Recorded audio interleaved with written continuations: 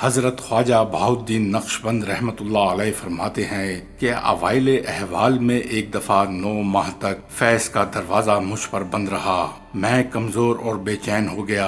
میں نے چاہا کہ مخلوق کی خدمت اور ملازمت میں مشغول ہو جاؤں۔ اس حال میں میرا گزر ایک مسجد سے ہوا جس پر یہ شعر لکھا ہوا تھا: اے دوست بیاہ کے ماترائم، بیگانہ مشو کے آشنائم۔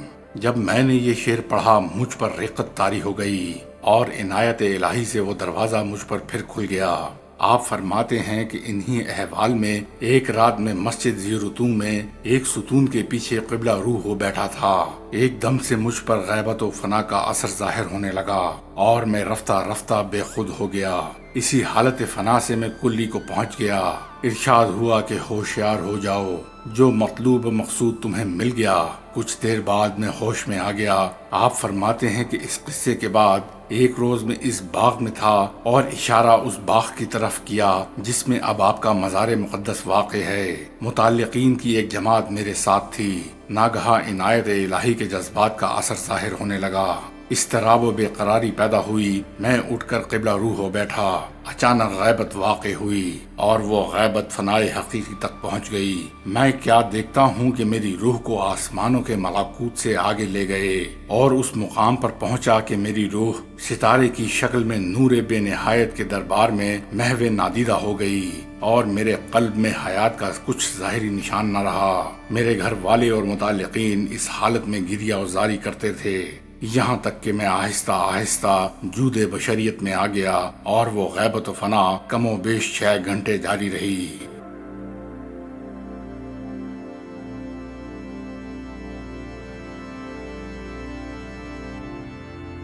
خواجگان نقشبندیہ کے سلسلے میں خواجہ محمد انجیر فغنوی کے وقت سے سید امیر کلال کے زمانے تک ذکر خفیہ کو ذکر اعلانیہ کے ساتھ جمع کیا کرتے تھے، مگر خواجہ نقشبند ذکر خفیہ کیا کرتے تھے اور ذکر اعلانیہ سے پرہیز کیا کرتے تھے۔ اور جب حضرت امیر کے اصحاب حلقہ میں ذکر اعلانیہ کرتے تو حضرت خواجہ مجلس سے اٹھ جایا کرتے۔ حضرت امیر کے اصحاب پر یہ امر ناگوار گزرتا، مگر حضرت خواجہ حضرت امیر کی خدمت و ملازمت میں کوئی دقیقہ فروگزاشت نہ کرتے اور ہمیشہ سر تسلیم ان کی ارادت اور مطابعت کی آستان پر رکھتے، اور حضرت بھی روز بروز حضرت خواجہ کی طرف زیادہ التفات کرتے، یہاں تک کہ ایک روز آپ کے اصحاب کی ایک جماعت نے خلوت میں آپ کی خدمت میں حضرت خواجہ کی شکایت کی۔ حضرت امیر نے اس خدمت میں کچھ جواب نہ دیا، مگر بعد ازاں ایک دن آپ کے تمام چھوٹے بڑے اصحاب جن کی تعداد 500 تھی، سوخار میں مسجد و جماعت خانہ اور دیگر مکانات کی تعمیرات کے لیے جمع تھے اور ہر ایک کے ذمہ ایک کام لگا ہوا تھا۔ جب مٹی کا کام تمام ہوا، آپ نے اس مجمع میں شکایت کرنے والوں سے فرمایا کہ تم میرے فرزند بہاؤالدین کے حق میں بدگمانی کرتے ہو اور غلطی سے اس کے بعض احوال کو قصور پر محمول کرتے ہو۔ تم نے اس کو نہیں پہچانا۔ حق تعالیٰ کی نظر ہمیشہ اس کے شامل حال ہے اور بندگان حق تعالیٰ کی نظر حق سبحانہ کے تابع ہے۔ اس کے حق میں مزید التفات کے بارے میں میرا کچھ اختیار نہیں۔ پھر حضرت خواجہ کو جو اینٹیں لا رہے تھے طلب کیا اور ان سے یوں خطاب کیا: اے فرزند بہاؤالدین، حضرت خواجہ نے جو تمہارے حق میں وصیت کی تھی میں اسے بجا لایا۔ انہوں نے مجھ سے فرمایا تھا کہ جس طرح میں نے تمہاری تربیت کی، میرے فرزند بہاؤالدین کی تربیت بھی اسی طرح کرنا اور کوتاہی نہ کرنا۔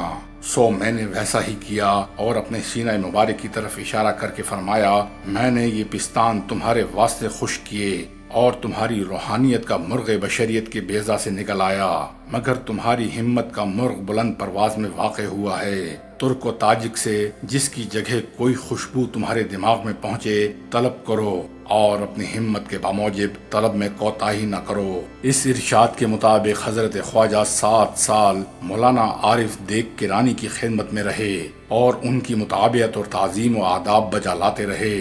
چنانچہ وضو کے وقت نہر کے کنارے مولانا سے نیچے کی طرف وضو کرنے بیٹھتے اور چلتے وقت مولانا کے قدم پر قدم نہ رکھتے۔ جب پہلے پہل شیخ کی خدمت میں پہنچے تو شیخ اس وقت خربوزہ کھا رہے تھے۔ شیخ نے چھلکا آپ کی طرف پھینک دیا۔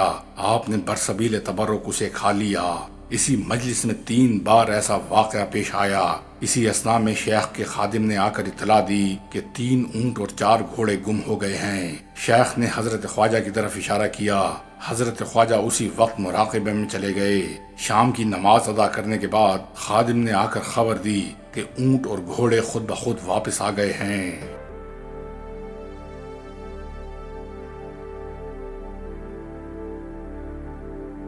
بعد ازاں 12 سال تک حضرت عطا کی خدمت میں رہے۔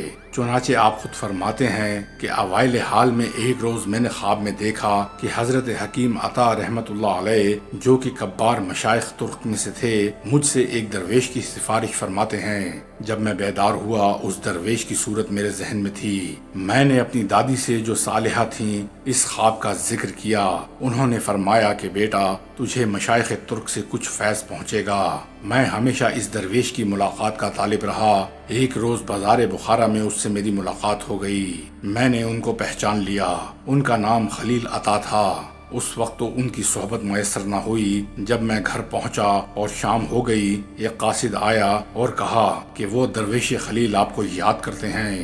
میں نے کچھ تحفہ لیا اور بڑے نیاز و شوق سے ان کی خدمت میں حاضر ہوا۔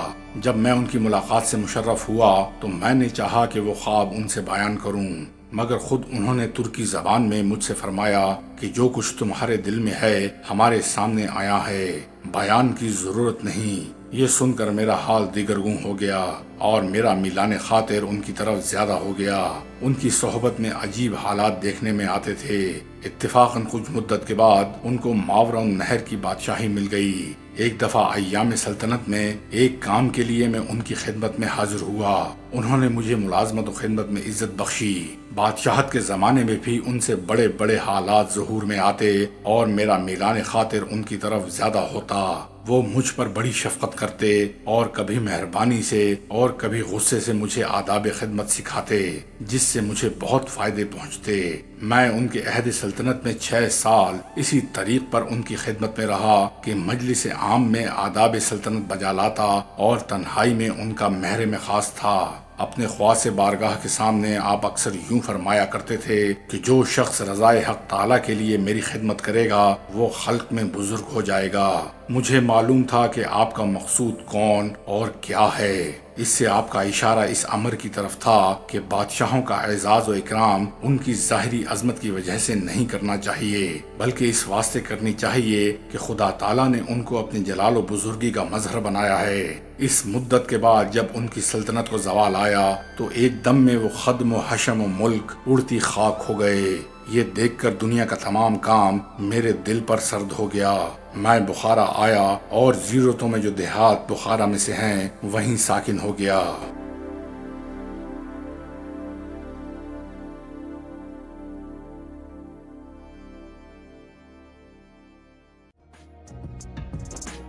معزز ویورز اور سبسکرائبرز کو کتاب دوستی ناتمام کا سلام سلام سلام۔